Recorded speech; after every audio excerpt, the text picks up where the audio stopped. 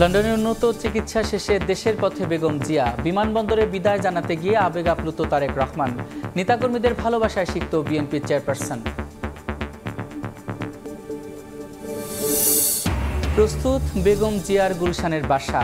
বিমানবন্দর সড়কে চলাচলে বিশেষ নির্দেশনা ডিএমপির। নেতাকর্মীদের ফুটপাতে দাঁড়িয়ে অভ্যর্থনা জানানোর অনুরোধ মির্জা ফখরুলের। দেশে উচ্চশিক্ষিত তরুণদের ২৮% কর্মহীন। বেকারত্ব বেশি রংপুরে। চাকরির বাজারের সঙ্গে পড়াশোনায় মিল না থাকাই কারণ। সমাধানে কারিগরি শিক্ষার জোর দেওয়ার তাগিদ। মোড়ক পাল্টে সরকারি খাদ্য গুদামের চাল আটা বিক্রি। রাজধানীর গেন্ডারি এবং শ্যামপুরের ২ গুদামে যৌথ বাহিনীর অভিযান। ৪২ টন পণ্য জব্দ। গা ঢাকা দেন মালিক কর্মচারীরা। এবং গাজা দখলের পরিকল্পনায় অনুমোদন ইসরায়েলের নিরাপত্তা মন্ত্রিসভায়। নিয়ন্ত্রণ চায় মানবিক সহায়তা কার্যক্রমেরও। ২১ লাখ বাসিন্দাকে সরানোর ঘোষণা। উপত্যকায় নিহত আরও ৫১।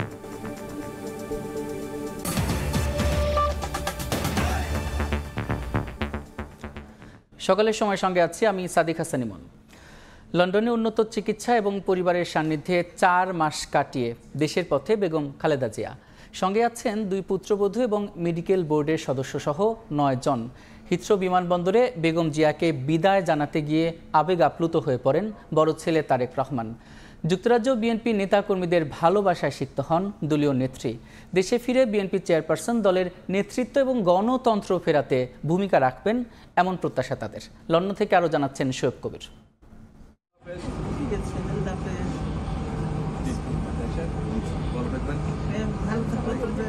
লন্ডনে উন্নত চিকিৎসা ও পরিবারের সান্নিধ্য কাটিয়ে দীর্ঘ ৪ মাস পর দেশে ফেরা বেগম খালেদা জিয়ার। যাত্রার মতো ফেরার পথেও কাতারের রয়্যাল অ্যাম্বুলেন্সে রওনা দেন বিএনপি চেয়ারপারসন। এবার সঙ্গে আছেন ২ পুত্রবধূ। হিথ্রো আন্তর্জাতিক বিমানবন্দরে মাকে বিদায় জানাতে এসে আবেগ আপ্লুত ১৭ বছর ধরে প্রবাসে অবস্থানরত বড় ছেলে তারেক রহমান। এই সময় প্রবাসী নেতাকর্মীদের তারেক রহমানকে দেখে রাখতে বলেন বেগম জিয়া।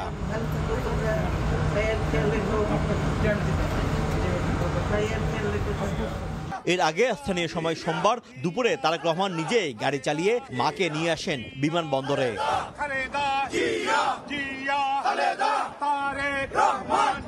লন্ডন সময় দুপুর ২টা ২০ দিকে বিমানবন্দর এলাকায় তাদের গাড়ি পৌঁছালে বিএনপি চেয়ারপারসনকে বিদায় জানাতে আসেন হাজারো নেতাকর্মী। স্লোগান, অভ্যর্থনা আর প্রাণ ঢালা ভালোবাসা সিক্ত হন বেগম জিয়া। এ সময় নেতাকর্মীদের উদ্দেশ্যে হাস্যোজ্জ্বল মুখে হাত নাড়িয়ে শুভেচ্ছা জানান বিএনপি চেয়ারপারসন। আমরা ম্যাডামকে হাসি মুখে বিদায় দিলাম। ম্যাডাম খুবই অত্যন্ত প্রাঞ্জল এবং হাসি মুখে আমাদেরকে হাত নাড়িয়েছেন। সালাম জানালাম, শুভেচ্ছা জানালাম। ইনশাআল্লাহ তিনি মহান পাক রব্বুল আলামিনের অশেষ রহমতে সুস্থ অবস্থায় তিনি বাংলাদেশে যাবেন। দেশনেত্রী বেগম খালেদা জিয়ার বাংলাদেশ, লক্ষ লক্ষ লোকের সমাগম হবে কালকে ঢাকায়। ইনশাআল্লাহ আমরা এতটুকুই আশা করছি। বেগম জিয়া কিছুটা সুস্থ হয়ে দেশে ফিরে আবারও বিএনপির নেতৃত্ব ও গণতন্ত্র ফেরাতে ভূমিকা রাখার প্রত্যাশা জানান প্রবাসী নেতাকর্মীরা। আমরা অত্যন্ত আনন্দিত, ম্যাডাম কিছুটা হলেও সুস্থ হয়ে দেশে ফিরে যাচ্ছেন এবং দেশের যে গণতন্ত্রের জন্য আজীবন সংগ্রাম করেছেন, আগামীতেও গণতন্ত্রের উন্নয়নে উন্নয়নের ভূমিকা পালন করবেন। ধন্যবাদ। বাংলাদেশের মানুষকে আশা আকাঙ্ক্ষার প্রতীক খালেদা জিয়া নেতৃত্ব দিবে, সুস্থভাবে দেশকে আবার গণতন্ত্র পুনরুদ্ধার করবেন। দীর্ঘদিন গণতন্ত্র পুনরুদ্ধার আন্দোলনের জন্য যিনি নির্বাচিয়াকে সর্বস্ব বিলিয়ে দিয়েছেন, সেই নেত্রী খণ্ডকালীন সময়ে প্রায় ৪ মাসের মতো আমাদের সাথে ছিলেন। মানুষের কাছে আবার গণমানুষের নেত্রী চলে যাচ্ছেন। আমরা তার সুস্বাস্থ্য দীর্ঘায়ু কামনা করছি।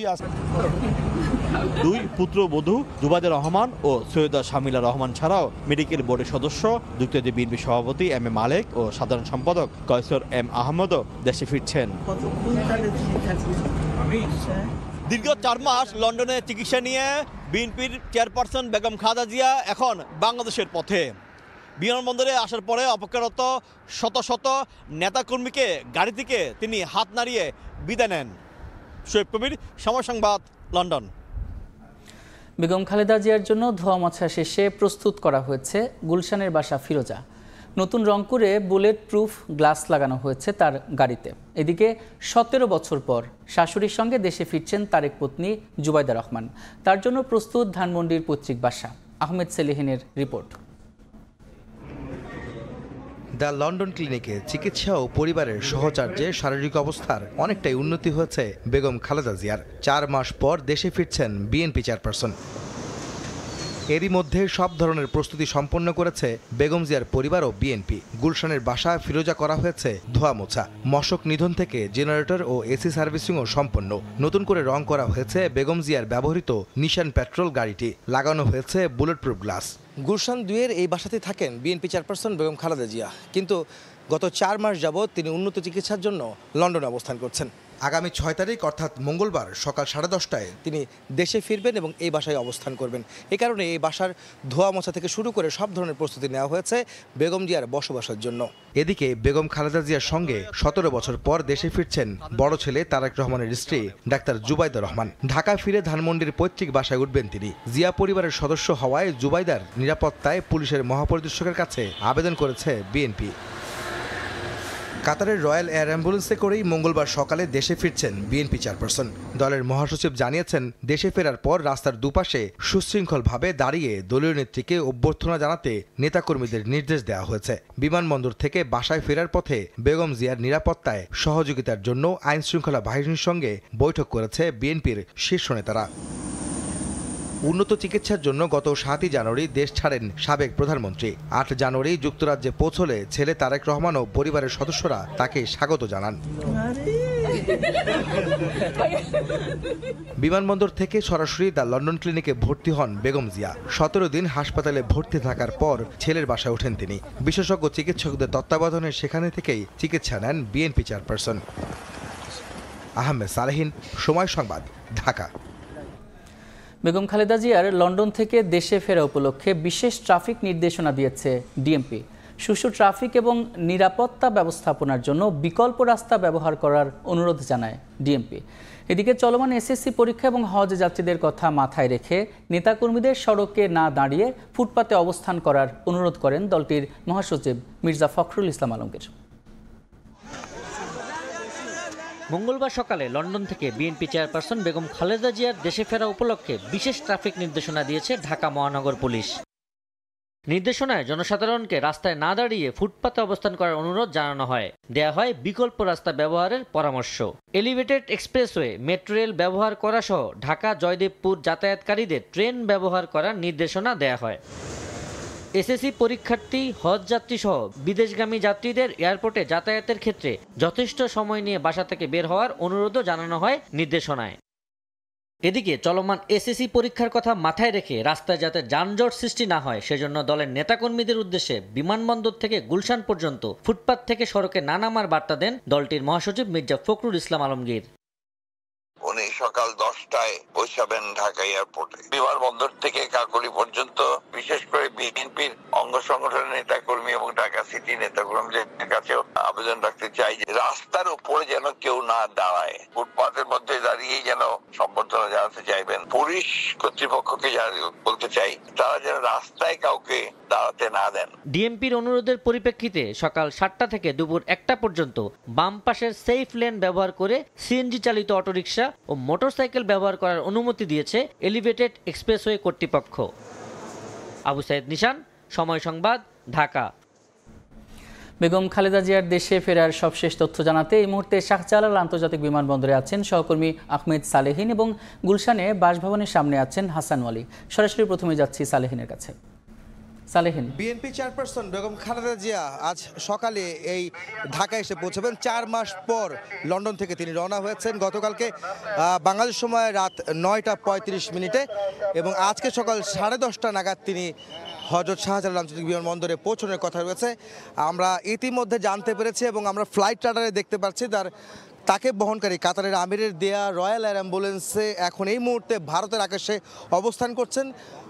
সেই ক্ষেত্রে তিনি হয়তো 10:30টার আগেই 10টা নাগাদ বা তার আগেও এসে পৌঁছতে পারেন বলে আমরা ধারণা করছি।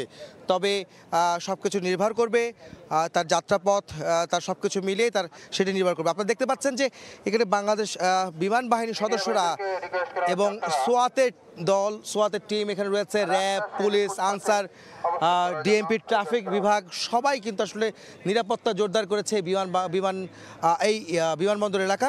এবং আমরা এখন এই মুহূর্তে অবস্থান করছি এখানে বিমানবন্দরের 8 নম্বর গেট, অর্থাৎ যেটি কার্গো গেট বলা হয়, যেই গেট দিয়ে তিনি বেরোবেন। এবং আপনারা জানেন যে এর আগে গত 7ই জানুয়ারি তিনি এই গেট দিয়ে কিন্তু বিমানবন্দরে প্রবেশ করেছিলেন এবং আজকেও কিন্তু তিনি এখান দিয়ে বের হয়ে আসবেন। এবং আমরা জানতে পেরেছি সকাল 10:30 নাগাদ তিনি বাংলাদেশে এসে পৌঁছবেন। তবে তার আগেও পৌঁছতে পারেন, আমাদের ফ্লাইট রাডার যা বলছে তাতে করে হয়তো আধা ঘন্টা 40 মিনিট আগেও পৌঁছতে পারেন, আমরা সেটি ধারণা করছি। আমরা এখন এই মুহূর্তে যদি এই পরিস্থিতি বলতে যাই যে বিমানবন্দর এলাকা সম্পূর্ণভাবে নিরাপত্তা চাদরে ঢেকে দেওয়া হয়েছে। এখানে সব ধরনের আইন শৃঙ্খলা রক্ষাকারী বাহিনী তারা রয়েছেন, একই সঙ্গে বিমান বাহিনীর সদস্যরা যারা রয়েছেন তারা দেখতে পাচ্ছেন আমার সামনে, তারা এখানে প্রস্তুত রয়েছেন যে কোনো ধরনের নিরাপত্তাজনিত যে ধরনের প্রস্তুতি তাদের রয়েছে সব কিছু তাদের রয়েছে।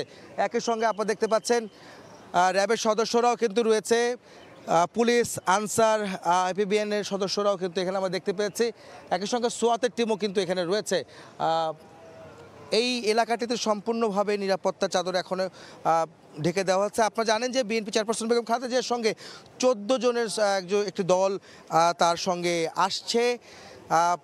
সেখানে বিএনপি চেয়ারপারসন বেগম খালেদা জিয়া ছাড়াও তার ব্যক্তিগত চিকিৎসক রয়েছেন এজেডএম জাহিদ হোসেন, একই সঙ্গে রয়েছেন তার 2 পুত্রবধূ, অর্থাৎ বিএনপি চেয়ারপারসনের বড় ছেলে, বিএনপির ভারপ্রাপ্ত চেয়ারম্যান তারেক রহমানের সহধর্মিণী ডাক্তার জুবাইদা রহমান এবং তার প্রয়াত ছোট ছেলে আরাফাত রহমান কোকুর স্ত্রী সৈয়দা শামিলা রহমান ও সিথি, তিনিও কিন্তু আজকে উপস্থিত এই বহরের সঙ্গে আসছেন। 17 বছর পর বিএনপি চেয়ারপারসন বেগম খালেদা জিয়ার বড় ছেলের স্ত্রী জুবাইদা রহমান দেশে ফিরছেন। আপনারা জানেন যে 2008 সালের তিনি তারেক রহমানের সঙ্গে, তার স্বামীর সঙ্গে তিনি দেশ ছেড়েছিলেন, তারপরে কিন্তু তিনি আর দেশে ফিরতে পারেননি। আজকে 17 বছর পর তিনি আসছেন দেশে, সেজন্য একটি বাড়তি উচ্ছ্বাস বিএনপির নেতাকর্মীদের মধ্যে বিরাজ করছে, সেই বিষয়গুলো কিন্তু বলাই যায়। এবং আপনারা জানেন যে এখান থেকে জুবাইদা রহমান বিএনপির বড় ছেলে তারেক রহমানের স্ত্রী, তিনি 17 বছর পর দেশে ফিরছেন এবং তারপরে এখান থেকে সরাসরি তিনি বেগম জিয়ার সঙ্গে তার বাসায় ফিরোজায় পৌঁছাবেন। সেখান থেকে স্কয়ার হাসপাতালে জুবাইদা রহমানের মা ভর্তি রয়েছেন মিসেস ইকবাল, এবং তিনি তার সঙ্গে তাকে দেখতে যাবেন। তিনি খুব অসুস্থ, সেটা আমরা জানতে পেরেছি। তারপর সেখান থেকে তিনি ধানমন্ডির পৈতৃক নিবাস যে মাহবুব ভবন, সেখানে তিনি যাবেন। এখন এই মুহূর্তে আমাদের ওয়ালি যেখানে রয়েছেন গুলশানে বিএনপি চেয়ারপারসনের বাসা ফিরোজার সামনে, আমরা যাব তার কাছে সেখানকার খবর জানতে। গুলশানের খালেদা জিয়ার বাসভবন ফিরোজার সামনে আমরা দেখছি আইন শৃঙ্খলা রক্ষাকারী বাহিনীর সদস্যরা রয়েছেন, সেনাবাহিনীর সদস্য আমরা যেমন দেখছি, চেয়ারপারসনের সিকিউরিটি ফোর্সের যারা রয়েছেন তাদের দেখছি। পুরো জায়গা জুড়ে কিন্তু আসলে এই সামনে যে সড়কটি সেটি বন্ধ করে দেওয়া হয়েছে। এর বাইরে রাস্তার অন্য পাশে আমরা নেতাকর্মীদের অবস্থান দেখেছি, যারা প্লেকার্ড হাতে বিএনপি চেয়ারপারসন বেগম খালেদা জিয়াকে স্বাগত জানাচ্ছেন। একই সঙ্গে বিএনপির ভারপ্রাপ্ত চেয়ারম্যান তারেক রহমানের সহধর্মিণী ডাক্তার জুবাইদা রহমান সহ অন্যান্য যারা আজকে 14 জন, সৈয়দা শামিলা রহমান সহ যারা খালেদা জিয়ার সঙ্গে সফরসঙ্গী হয়েছেন, তাদেরকে স্বাগত জানাতে মানুষ গুলশানের এই বাসভবনের বাইরের সড়কটিতে ভিড় করছেন। আমরা দেখছি সেনাবাহিনীর সদস্যরা যেমন রয়েছেন, একই সঙ্গে অন্যান্য বাহিনীর সদস্যরাও কিন্তু রয়েছেন ফিরোজার সামনে। এই ফিরোজা থেকেই কিন্তু জানুয়ারির 7 তারিখে লন্ডনে যান বিএনপি চেয়ারপারসন বেগম খালেদা জিয়া। দীর্ঘদিন যাবৎ নানান ধরনের শারীরিক জটিলতায় যিনি ভুগছিলেন এবং আওয়ামী লীগের পুরো সময়টা জুড়ে একেবারে চিকিৎসা বঞ্চিত বলা যায়। লিভার সিরোসিসের যেই চিকিৎসা সেটি যাওয়ার জন্য, বিদেশে যাওয়ার জন্য বারবার তার চিকিৎসকদের তরফ থেকে বলা হয়েছিল, কিন্তু শেষ পর্যন্ত কিন্তু আমরা দেখেছি 5 আগস্টের আগ পর্যন্ত কিন্তু সেই সুযোগ আওয়ামী লীগ সরকার বিএনপি চেয়ারপারসন সাবেক প্রধানমন্ত্রী বেগম খালেদা জিয়াকে দেয়নি। অবশেষে 5 আগস্টে ছাত্র জনতা গণ অভ্যুত্থানের পরেই কিন্তু তিনি সেই সুযোগটা পান এবং 7 জানুয়ারি তিনি লন্ডনে যান। 4 মাস পরে আজকে আসছেন, তিনি দেশে ফিরছেন। আমরা যতটুকু জানতে পেরেছি 10:30 নাগাদ এবং এরপরেই সড়ক পথে কিন্তু আসলে তিনি বিমানবন্দর সড়ক দিয়ে এসে গুলশানের যে বাসভবন ফিরোজের সামনে আসবেন এবং সব ধরনের প্রস্তুতি কিন্তু সম্পন্ন করা হয়েছে। বেগম খালেদা জিয়ার দেশে ফেরার সবশেষ খবর জানাতে তার বাসা গুলশানের সামনে থেকে যুক্ত ছিলেন সহকর্মী হাসান ওয়ালি এবং তার আগে শাহজালাল আন্তর্জাতিক বিমানবন্দর থেকে যুক্ত ছিলেন সহকর্মী আহমেদ সালেহিন। মোরগ পাল্টে সরকারি খাদ্য গুদামের চাল এবং আটা বিক্রি হচ্ছিল নকল ব্র্যান্ডে।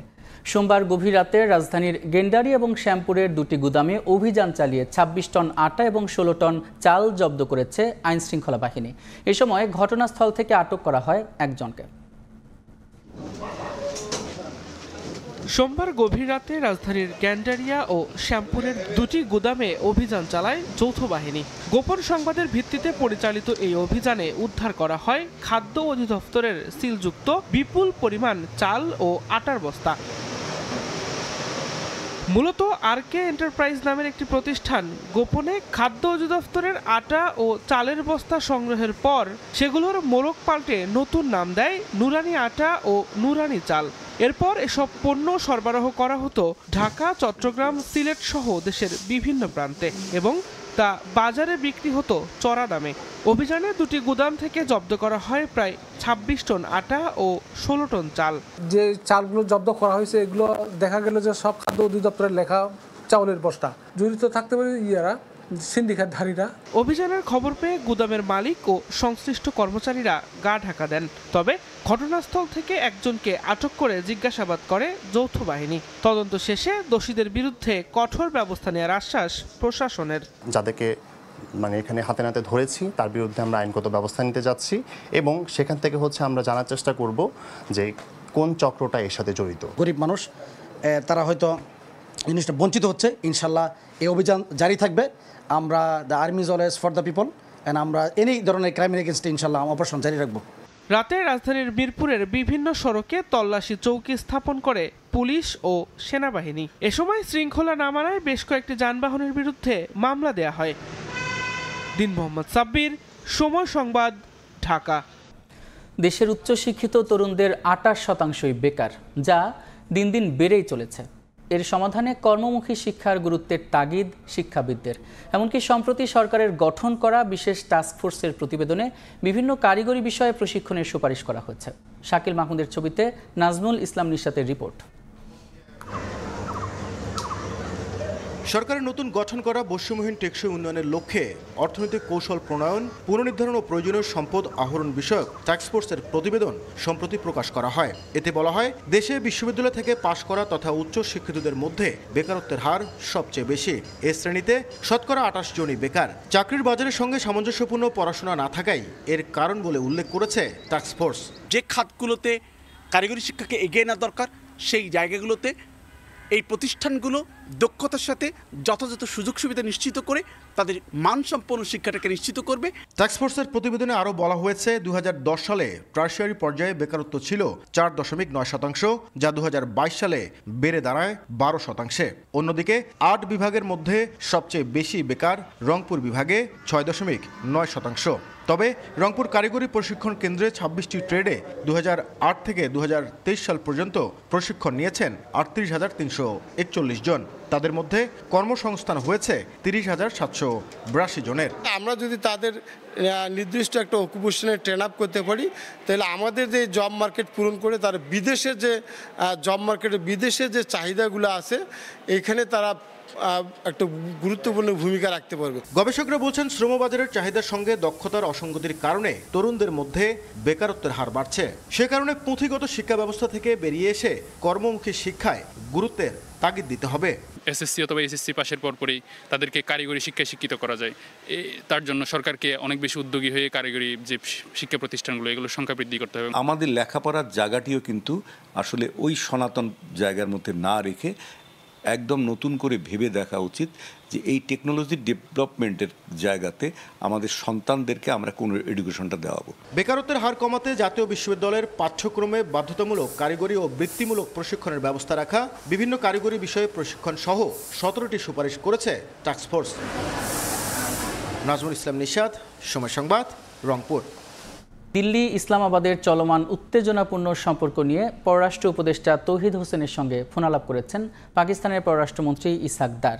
এ সময় তিনি বলেন, সিন্ধু নদের পানি চুক্তি স্থগিত সহ ভারতের নানা পদক্ষেপের কারণেই আঞ্চলিক উত্তেজনার সৃষ্টি হয়েছে। সোমবার রাতে পাকিস্তানের পররাষ্ট্র মন্ত্রণালয়ের এক্স অ্যাকাউন্টে ওই ফোনালাপের বিষয়ে পোস্ট করা হয়। পররাষ্ট্র উপদেষ্টার প্রতিক্রিয়া সম্পর্কে পোস্টটিতে বলা হয়েছে, বর্তমান পরিস্থিতি নিয়ে তৌহিদ হোসেন উদ্বেগ প্রকাশের পাশাপাশি উভয় পক্ষের সংযমের উপর জোর দিয়েছেন। ফোনালাপে দুজন বাংলাদেশ পাকিস্তানের দ্বিপাক্ষিক সম্পর্ক জোরদারের পাশাপাশি উচ্চ পর্যায়ে নিয়মিত যোগাযোগ রাখার প্রয়োজনীয়তা নিয়েও আলোচনা করেছেন।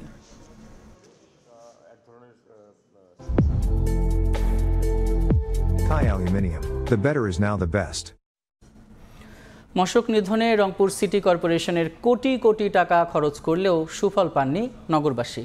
অভিযোগ উঠেছে, নিয়মিত ড্রেন, ঝোপঝাড়, ডোবা পরিষ্কার না করায় মশার উপদ্রব বেড়েছে কয়েক গুণ।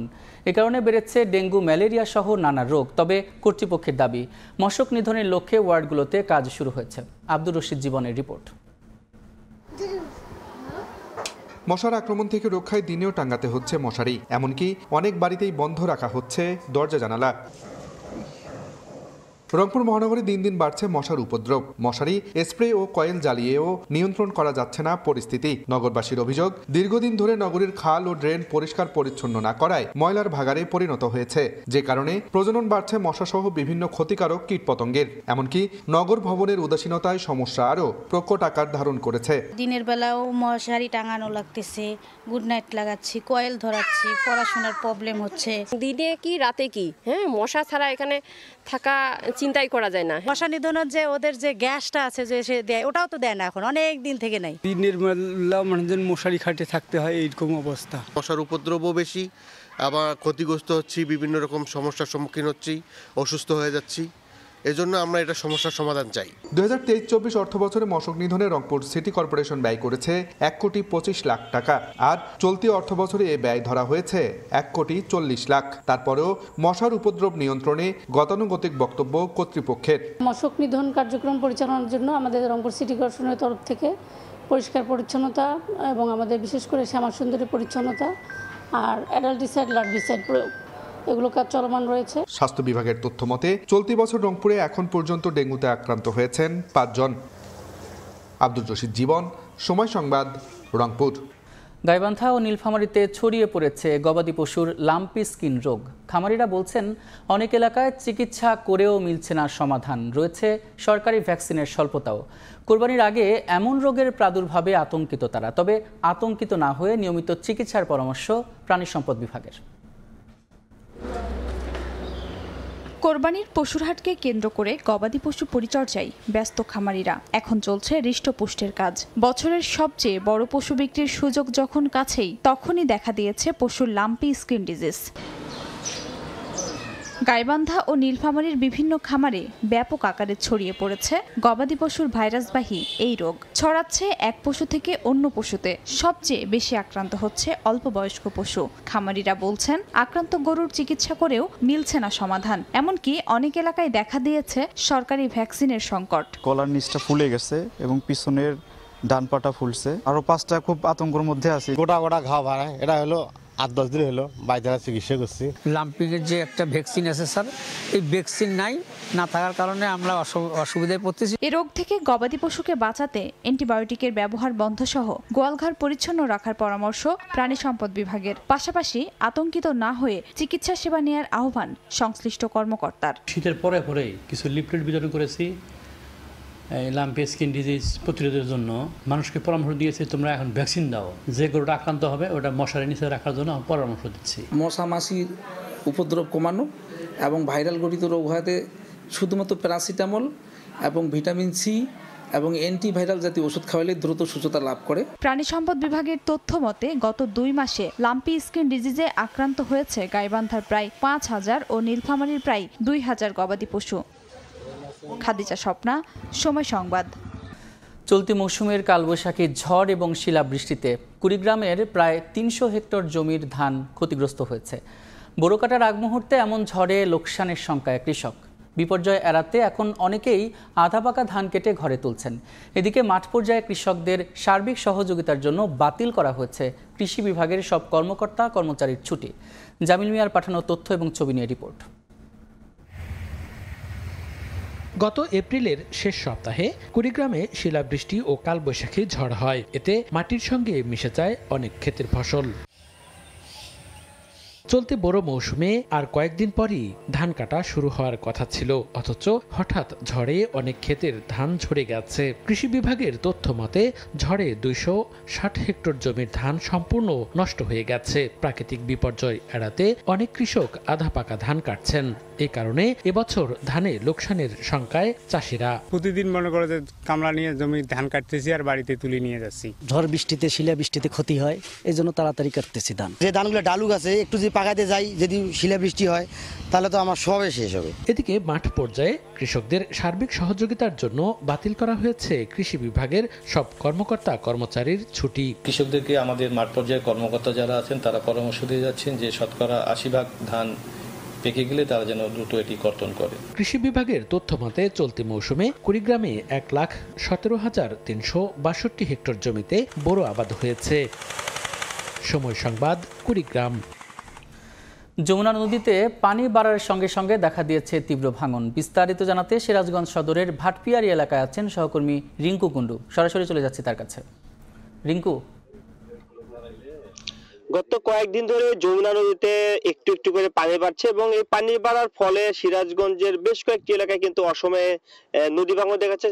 ভাঙনের সবচেয়ে বেশি ক্ষতিগ্রস্ত হচ্ছে সিরাজগঞ্জের সদর উপজেলার ভাটপের এলাকা এবং আমরা সকাল থেকে আছি এলাকাটিতে এবং স্থানীয় যে ভাঙন কবলিত বা এলাকাবাসীর লোকজন তাদের সাথে আমরা কথা বলি, তারা যেটি জানিয়েছেন যে গত কয়েকদিন ধরে ভাঙনের তীব্রতা বাড়ছে এবং গতকাল রাতেও কিন্তু যে আমরা যে অংশটিতে দাঁড়িয়ে আছি এই অংশ অনেকটাই নদী গর্ভে বিলীন হয়ে গেছে এবং এইখানে এই এলাকা সহ আশপাশের বেশ কয়েকটি গ্রামে কিন্তু ভাঙন শুরু হয়েছে। ভাঙনে এই এলাকার বেশ কিছু আবাদি জমি, গাছপালা সহ রাস্তাঘাট, বেশ কিছু এই রাস্তাঘাট কিন্তু আসলে নদী গর্ভে বিলীন হয়ে গেছে এবং ভাঙন কবলিত এলাকাবাসী যেটি বলছে তারা কিন্তু আসলে অনেকটাই আতঙ্কে রয়েছে, কারণ এই শুষ্ক মৌসুমে অসময়ে যে ভাঙন দেখা যাচ্ছে সেটি যে পানি যে বাড়ার সাথে সাথে কিন্তু ভাঙনের মাত্রা কিন্তু আসলে বাড়ছে এবং এই এলাকা সহ সিরাজগঞ্জের কাজীপুরের বেশ কিছু চরাঞ্চল এবং চৌহালিতে কিন্তু আসলে এই অসময়ের ভাঙন দেখা দিয়েছে বলে আমরা জানতে পেরেছি। এছাড়া এই পানি বাড়ার ফলে চরাঞ্চলের আপনি জানেন যে চরাঞ্চলে কিন্তু আসলে বাদাম সহ বেশ কিছু ফসল আদি চাষাবাদ হয় এবং এই অসময়ের পানি বৃদ্ধিতে কিন্তু আসলে সেই বাদামের ক্ষেতগুলো কিন্তু পানিতে তলিয়ে গেছে এবং কৃষকরা সেই এই বাদাম তলিয়ে যায় কিন্তু অনেকটাই ক্ষতির মুখে পড়েছেন এবং স্থানীয় এলাকাবাসী যেটি বলছে যে ভাঙন অব্যাহত থাকলে কিন্তু পানি উন্নয়ন বোর্ড বেশ কিছুদিন আগে কিন্তু কিছু জিওভর্তি বালি ব্যাগ এখানে ফেলেছে, কিন্তু তারপরে কিন্তু আসলে খুব একটা তৎপরতা দেখা যায়নি। তারা যেটি দাবি করছে যে ভাঙন রোধে জরুরি ভিত্তিতে জিও ব্যাগ ফেলার দাবি, সেটি তারা কিন্তু আসলে ভাঙন কবলিত এলাকাবাসী আসলে দাবি করছে। তারা যেটি বলছে যে ভাঙন অব্যাহত থাকলে কিন্তু আসলে যে পাশের যে বাঁধ সহ মসজিদ, মাদ্রাসা সহ বেশ কিছু শিক্ষা প্রতিষ্ঠান সহ আশপাশের বেশ কয়েকটি গ্রাম কিন্তু আসলে হুমকির মুখে পড়বে এবং সেটি তারা আসলে বলছেন এবং তারা বারবারই দাবি করছিলেন যে পানি উন্নয়ন বোর্ড যদি যথাযথ ব্যবস্থা নেয়, অর্থাৎ জিওভর্তি বালি ব্যাগ যদি জরুরিতে ফেলে তাহলে কিন্তু আসলে এই ভাঙন রক্ষা হবে। পানি উন্নয়ন বোর্ড যেটি বলছে যে ভাঙন রক্ষার্থে কিন্তু তারা জরুরি ভিত্তিতে কার্যক্রম শুরু করবে। তো এই ছিল সিরাজগঞ্জ থেকে আমার কাছে নদী ভাঙনের সবশেষ খবর। যমুনা নদী ভাঙনের খবর জানাতে সিরাজগঞ্জ থেকে যুক্ত ছিলেন সহকর্মী রিঙ্কু কুন্ডু। সড়ক ও জনপদ বিভাগ ক্ষতিপূরণের টাকা পরিশোধ করলেও দীর্ঘ 8 বছরেও গাইবান্ধা শহরের সম্প্রসারিত সড়কের দুপাশ থেকে 1.5 শতাধিক খুঁটি স্থানান্তরিত করা হয়নি এবং সেটা করেনি বিদ্যুৎ বিভাগ। সড়কে বিদ্যুতের খুঁটি রাখায় প্রায় যানজটের সৃষ্টি হচ্ছে। শিগগিরই ব্যবস্থা নেওয়ার আশ্বাস সংশ্লিষ্ট বিভাগের। বিপ্লব ইসলামের রিপোর্ট। গাইবান্ধা শহরের পুরাতন বাজার থেকে পুলিশ সুপার কার্যালয়ের সামন পর্যন্ত 2.5 কিলোমিটার সড়কের লেন সম্প্রসারণ করা হয় 2018 সালে। সড়ক সম্প্রসারণের জন্য দুপাশের 1.5 শতাধিক বিদ্যুতের খুঁটি স্থানান্তরের জন্য সড়ক বিভাগ 2017 সালে বিদ্যুৎ বিভাগকে অর্থ প্রদান করলেও এখনো তা হয়নি। স্থানান্তর না করায় এখন এসব খুঁটির অবস্থান হয়েছে সড়কের মাঝে ও বাঁকে। এ কারণে শহরে প্রায়ই যানজটের সৃষ্টি হচ্ছে, ঘটছে ছোট বড় দুর্ঘটনা। এতে ভোগান্তিতে পৌরবাসী। এগুলা যেখানে স্থান সেখানে দেওয়া উচিত। আর আমাদের গাড়ি চলাচলের জন্য এগুলো খুব সমস্যা হচ্ছে, গাড়ি ওভারটেক করতে আবার সেই পোলের সাথে ধাক্কা লাগে। পোলগুলো থাকার কারণেই বিভিন্ন সময় বিভিন্ন ধরনের দুর্ঘটনা ঘটে। খুঁটিগুলো সরাতে বিদ্যুৎ বিভাগকে নিয়মিত তাগাদা দেওয়া হচ্ছে বলে জানায় সড়ক বিভাগ। তবে শীঘ্রই ব্যবস্থা নেওয়ার আশ্বাস বিদ্যুৎ বিভাগের। তারা কাজটি করছে বাট ধীরগতি সম্পন্ন, এজন্য আমরা নিয়মিত তাদের তাগাদা দিচ্ছি এবং তাদেরকে আমরা সহযোগিতা করছি পোল বসানোর বিষয়ে। তো তারা কাজটি আশা করি খুব দ্রুত সময়ের মধ্যে শেষ করবে। আমাদের ইতিমধ্যে অর্ধেকের বেশি কাজ হয়ে গেছে, বাকি কাজও আমরা রেলওয়ে, স্থানীয় পৌরসভা এবং সড়ক বিভাগের সাথে আমরা আলোচনা করে কাজগুলো সমন্বয় করে আগানোর চেষ্টা করছি। সড়ক বিভাগের তথ্যমতে 149টি বিদ্যুতের খুঁটি স্থানান্তরের জন্য বিদ্যুৎ বিভাগকে 87,62,414 টাকা পরিশোধ করে সড়ক ও জনপথ বিভাগ। বিপ্লব ইসলাম, সময় সংবাদ, গাইবান্ধা। সংস্কারের অভাবে বখাটেদের আখড়ায় পরিণত হয়েছে দিনাজপুরের একমাত্র শিশু পার্কটি। সঠিক পরিবেশ এবং শিশুদের খেলাধুলার উপকরণ না থাকায় পার্ক বিমুখ হয়ে পড়েছেন অভিভাবক এবং শিশুরা। তবে শিগগিরই পার্কটির সংস্কার এবং আধুনিকায়নের আশ্বাস কর্তৃপক্ষের। গোলাম নবী দুলালের পাঠানো তথ্য এবং মনজিদ আলম শিমুলের ছবি নিয়ে রিপোর্ট। চারদিকে গাছপালা আর প্রাচীর দিয়ে ঘেরা দিনাজপুর পৌর শিশু পার্ক। মানুষের হাঁটার জন্য জায়গা থাকলেও নেই শিশুর বিনোদনের কোনো ব্যবস্থা। পৌরবাসী বলছেন পার্কে সকালে আর বিকেলে স্থানীয়রা হাঁটেন। সংস্কার না হওয়ায় ব্যবহার অনুপযোগী শিশুদের খেলার সরঞ্জাম ও শৌচাগার, এমনকি সন্ধ্যার পর বসে বখাটে ও মাদক সেবীদের আড্ডা। এখানে খেলার জন্য আসছে, এখানে কিছু নেই, রাইডস এগুলো সব ভাঙা ছিল। শিশু পার্কের মতো অবস্থা নাই, উন্নয়ন নাই, বাচ্চাদের খেলাধুলার জায়গা নাই, সবকিছু ভাঙ্গা। তারপর হচ্ছে কোনো পরিবেশ নাই, বসে থাকার মতো জায়গা নাই। শিশুদের জন্য হাতে গোনা কয়েকটি রাইড থাকলেও সেগুলো ব্যক্তিগতভাবে ভাড়ায় চালায় হকাররা। আগে তো এই অবস্থা আরো খারাপ ছিল, বর্তমান তো লোকজন আসতেছে, তো আগে তো লোকে আসে নেই, খালি নাম পার্ক ছিল, কোনো লোক আসতো না। চরকি আছে, ঘূর্ণি আছে, আমরা এগুলো নিয়ে আসছি। বেশি নেই না, 20 টাকা করে টিকিট নেই, কোনো সময় ফির 10 টাকা করেও নেই। 2023 সালে সংস্কারের একটি প্রকল্পের কাজ শুরু হলেও চলছে ধীর গতিতে। তবে শিগগিরই পুরো পার্ক নতুন করে গড়ে তোলার আশ্বাস পৌর কর্তৃপক্ষের। 2023 সাল থেকে এই কার্যক্রম শুরু হয়েছে। সেই কার্যক্রমের আওতায় কিছু রাস্তাঘাট, কিছু রাইডস, নতুন করে কিছু শিশুদের খেলার উপযোগী রাইডস ইনস্টলেশন করা হবে। শিশু পার্কটির আধুনিকায়নে ব্যয় ধরা হয়েছে 2,50,00,000 টাকা। সময় সংবাদ, দিনাজপুর। পাবনা জেলা বিএনপির সদস্য সচিব মাসুদ খন্দকারের বাড়িতে হামলা, গুলি এবং ককটেল বিস্ফোরণের ঘটনা ঘটেছে। এতে অন্তত 5 জন আহত হয়েছেন। প্রত্যক্ষদর্শীরা জানান, প্রতিদিনের মতো মাসুদ খন্দকারের বাড়ির আঙিনায় রাজনৈতিক আলোচনা করছিলেন শতাধিক নেতাকর্মী। রাতে হঠাৎ 8 থেকে 10টি মোটরসাইকেলে করে কয়েকজন দুর্বৃত্ত সেখানে গিয়ে অতর্কিত গুলি এবং ককটেল নিক্ষেপ করে ভাঙচুর করেন 2টি মোটরসাইকেল। পরে আহতদের উদ্ধার করে হাসপাতালে ভর্তি করা হয়। পুলিশ বলছে, কমিটি গঠন করে বিএনপির অভ্যন্তরীণ কোন্দল চলছিল, এর জেরে এমন ঘটনা ঘটতে পারে।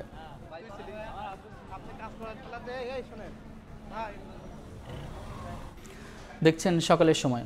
খেলার খবর। ভবিষ্যতের ভাবনাকে প্রাধান্য দিতে গিয়ে বর্তমানের ক্ষতি করছেন কিনা, লিপু রাজ্জাকের নির্বাচক প্যানেলের কাছে এমন প্রশ্ন তুলেছেন বিসিবির সাবেক প্রধান নির্বাচক মিনহাজুল আবেদিন নান্নু। তিনি বিস্মিত বিপিএলের সেরা পারফর্মার মেহেদী মিরাজকে টি-20 দলে না রাখায়। ঘরোয়া কোনো পর্যায়ে অধিনায়কত্ব না করা শেখ মেহেদীকে সহ অধিনায়ক করারও সমালোচনা করেছেন তিনি। তবে নতুন অধিনায়ক লিটন দাসকে নিয়ে উচ্ছ্বসিত Nannu. Miraz is a very important বলি, ভ্যালুয়েবল বলি আমাদের জাতীয় দলের জন্য। টি-20 প্ল্যানিংয়ে একটু ব্যাকফুটে আছেন, বাট তিনি ডেফিনেটলি যে কোনো সময় যে কোনো পরিস্থিতিতে অ্যাডাপ্ট করার জন্য একটা চমৎকার খেলোয়াড়। মিরাজকে টি-20 দলে না রাখার যে কারণ ব্যাখ্যা করেছেন প্রধান নির্বাচক, সেটা কতটা যৌক্তিক তা তর্ক সাপেক্ষ। টপ পারফর্মার হয়েও মিরাজ দুর্ভাগা নাকি বৈষম্যের শিকার, এ নিয়ে দ্বিধায় থাকতেই পারেন এই টাইগার অলরাউন্ডার। বোর্ডের কেন্দ্রীয় চুক্তিতে এই ক্যাটাগরিতে থাকা মিরাজ সবশেষ বিপিএল এর সেরা পারফর্মার। ওপেনিং থেকে লোয়ার অর্ডার সব জায়গাতেই ব্যাট করতে পারার সুখ্যাতি আছে তার, আছেন দারুণ টাচেও।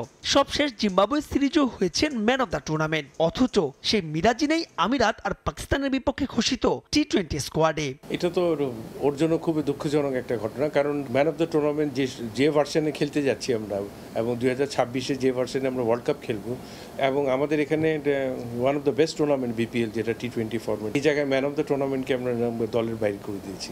আমার মনে হয় ওর থাকা উচিত ছিল, এবং এখন যে কজন আমাদের অলরাউন্ডার আছে সাকিব যাওয়ার পরে, ও the one of the best.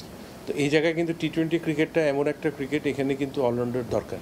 আপনার পুরোপুরি 4 ওভার ডিপেন্ড করে কিন্তু আপনার দল গঠন করা একটা অজুহাত দেওয়া এটা ঠিক না। এখানে পরিকল্পনাটা দীর্ঘমেয়াদী আপনি করবেন, কিন্তু আপনাকে প্রেজেন্টটাকে নিয়ে ভাবতে হবে সবার আগে, কারণ এই জায়গায় আপনাকে দেখতে হবে যে এভরি মান্থে কিন্তু একটা না একটা সিরিজ চলতেই থাকে। এই জায়গায় কিন্তু 85% আমাদের একই ধরনের খেলোয়াড় কিন্তু পার্টিসিপেট করে। তো এই জায়গায় আমাদের বেস্ট প্লেয়ারের বেস্ট ফর্মটা যদি থাকা অবস্থা যদি আমি ওকে ইউটিলাইজ না করি, আমি তো রেজাল্টটা পাওয়া আমার জন্য ডিফিকাল্ট হয়ে যায়। লিপু রাজ্জাকের এই দল নিয়ে বিতর্ক আছে আরও। কখনোই ঘরোয়া টুর্নামেন্টে দলকে নেতৃত্ব না দেয়া শেখ মেহেদীকে বানানো হয়েছে সহ অধিনায়ক, অথচ লিটনের সঙ্গে অধিনায়ক হওয়ার দৌড়ে যিনি ছিলেন সেই তাওহিদ হৃদয়কে নেওয়া হয়নি বিবেচনায়।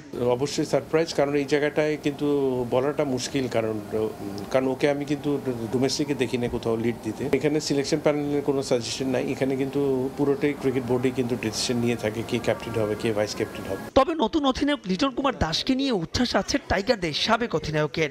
নান্নুর মতে নেতৃত্বে সফল হবেন এলকেডি। 26 পর্যন্ত যেহেতু অলরেডি বোর্ড ওকে দায়িত্ব দিয়ে দিয়েছে, আমি মনে করি ওর কাছে যথেষ্ট ক্যাপাবিলিটি আছে ভালো ফ্রন্ট লাইনে থাকে লিড দেওয়ার, এবং ও যথেষ্ট কিন্তু রিড করতে পারে প্লেয়ারের। আমি যথেষ্ট কনফিডেন্ট ওর অবশ্যই ভালো লিড দিতে পারবে এবং নিজের পারফরমেন্সটাও সবার ঊর্ধ্বে রাখবে। হান্নান সরকার পদত্যাগ করায় নির্বাচকের একটা পদ অনেকদিন ধরে খালি পড়ে আছে। ব্যস্ত শিডিউলকে সামনে রেখে তাই দ্রুততম সময়ের মধ্যে আরও একজন নির্বাচক নিয়োগের পরামর্শ মিনহাজুল আবেদিন নান্নুর। সিলেক্টরদের দেখলে এটা এজিলিটি বাড়ে। মাহবুব রিমন, সময় সংবাদ, ঢাকা। ভুলভাবে বসানো জাতীয় স্টেডিয়াম ঢাকার চেয়ার সরিয়ে নিতে ক্রীড়া পরিষদকে অনুরোধ করেছে বাফুফে। পাশাপাশি স্টেডিয়ামের যেসব পজিশন থেকে খেলা ঠিকভাবে দেখা যায় না সরানো হবে সেখানকার চেয়ারও। সংস্কার কাজ পরিদর্শন শেষে এমন মন্তব্য করেছেন বাফুফে কম্পিটিশনস কমিটির চেয়ারম্যান তাজওয়ার আওয়াল। এখনও বেশ কিছু কাজ বাকি থাকলেও দৃষ্টিনন্দন এই স্টেডিয়ামে দর্শকরা সিঙ্গাপুরের বিপক্ষে ম্যাচ দেখতে পাবেন বলে প্রত্যাশা তার। সপ্তাহ দুয়েক পর জাতীয় স্টেডিয়াম ঢাকা আনুষ্ঠানিকভাবে বাফুফেকে বুঝিয়ে দেবে ক্রীড়া পরিষদ। সময় ঘনিয়ে এসেছে, আর তাই ঘন ঘন পর্যবেক্ষণ করা হচ্ছে সংস্কার কাজের অগ্রগতি। এদিন বেশ গুরুত্ব সহকারে পর্যবেক্ষণ করা হয়েছে স্টেডিয়ামে ভুলভাবে বসানো চেয়ারগুলো। দর্শকের চলাচলের সুবিধা বিবেচনায় সেগুলো সরানোর কথা বলেছে বাফুফে। এছাড়াও স্টেডিয়ামের যেসব পজিশন থেকে খেলা ঠিকভাবে দেখা যায় না সরানো হবে সেখানকার চেয়ারও। বিভিন্ন জায়গায় গ্যাপ করতে হবে, চেয়ার উঠাতে হবে ওয়াকওয়ে করার জন্য। কোনো প্রভাব পড়বে নাকি আমাদের টিকেটের উপরে? এখন পর্যন্ত আমি বলতে পারি ইনশাল্লাহ কোনো প্রভাব পড়বে না, বিকজ আমরা এই চেয়ারগুলি সরায় বিভিন্ন জায়গায় যেখানে এমটি স্পেস আছে ওখানে আমরা ফিল করব। 1 নম্বর। 2 নম্বর হলো আমরা অনেক জায়গায় খুঁজে পেয়েছি আজকে যেখানে ভিজুয়ালি অ্যাট্রাকটিভ না, মানে ভিজুয়াল খেলাটা দেখতে পারবে না বিভিন্ন কর্নার মাঠের। যেহেতু আমরা একটা পরিবেশ ক্রিয়েট করতেছি যেটা আনন্দময়, আমরা খেলা দেখব, প্রত্যেকটা ফ্যানের যেন ভিউ রেস্ট্রিক্টেড না হয়, এই জন্য আমরা ডিসিশন নিয়েছি অনেকগুলি চেয়ার ওখান থেকে সরাবো আমরা। এরই মধ্যে ফুটবল পিচ বুঝে পেয়েছে বাফুফে। উঁচু নিচু মাঠ নিজেদের তত্ত্বাবধানে ঠিক করছে ফেডারেশন। এছাড়াও আরও যেসব জায়গায় কাজ বাকি আছে তা নির্ধারিত সময়ের মধ্যে শেষ করতে ক্রীড়া পরিষদের সঙ্গে সমন্বয় রেখে কাজ করছে ফুটবল ফেডারেশন। আপনি যদি 1 সপ্তাহ আগে এসে থাকেন দেখতেন মাঠের একটা হিউজ প্রভাব ছিল, একটা গ্যাপ ছিল, মাঠ দেখতে অসুন্দর ছিল, খেলার যোগ্য ছিল না। আপনি যদি আজকে দেখেন অলরেডি এটা 30% বেটার হয়ে গেছে। এটা আরও 30% আমি হোপফুল যে আগামী 7 দিনের ভিতরে আরও 30% ভালো হবে। আর আমি হোপফুল যে মে মাসের 22 তারিখে যেদিন আমাদের মেইন হ্যান্ডওভার ডেট, ওই দিনের ভিতরে আমরা মাঠ রেডি করে বিএফএফ এর কাছে হ্যান্ডওভার করে দিতে পারবো খেলার উপযোগের জন্য। সংস্কার কাজ শেষ করে আগামী 22 মে বাফুফেকে স্টেডিয়াম বুঝিয়ে দেবে ক্রীড়া পরিষদ। এস এম ইকবাল, সময় সংবাদ, ঢাকা। সকালের সময়ের শীর্ষ সংবাদগুলো জানিয়ে দিচ্ছে আরেকবার।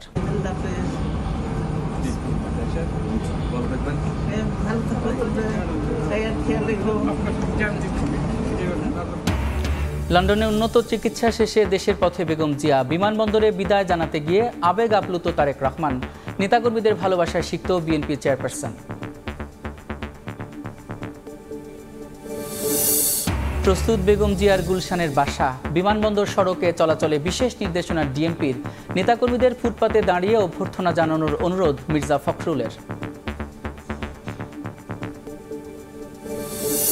এবং গাজা দখলের পরিকল্পনায় অনুমোদন ইসরায়েলের নিরাপত্তা মন্ত্রিসভার।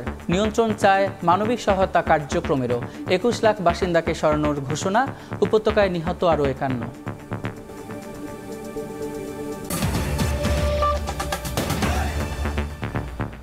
এই ছিল সকালের সময়ের সঙ্গে থাকুন সময়ের।